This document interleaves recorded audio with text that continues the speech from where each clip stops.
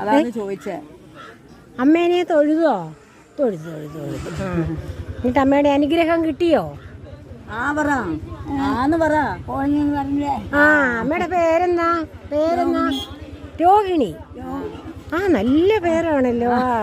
സദാ സുന്ദരി കുട്ടിയുടെ അമ്മയും മോളും ഇതാ നിൽക്കുന്നു. തൊട്ട് തലയിൽ വെച്ചോ? അപ്പൊ അമ്മ അങ്ങനെ അനുഗ്രഹിച്ചു. എത്ര വയസ്സായി? വയസ്സ് എത്രയാന്ന്? 102. അല്ല പിന്നെ ഇപ്പൊ നമുക്ക് ആദരിക്കണം, ഈ അമ്മയെ ആദരിക്കണം. കണ്ടോ 102 ഇതാ തന്നെ നടന്നൊരു വടിയൊക്കെ പിടിച്ചതാ വന്നേക്ക് അമ്പലത്തിൽ വന്ന് ദേവിയെ തൊഴുത്. ചുന്ദരിയമ്മ. പിന്നിതാ ഇവിടെ തൊട്ട് ചുന്ദരിയമ്മ. അത് ശരിയാ. എന്നാലേ പോട്ടെ, ക്ഷമിക്കണം. ഇവിടെ തൊടാവല്ലോ. അയ്യോ.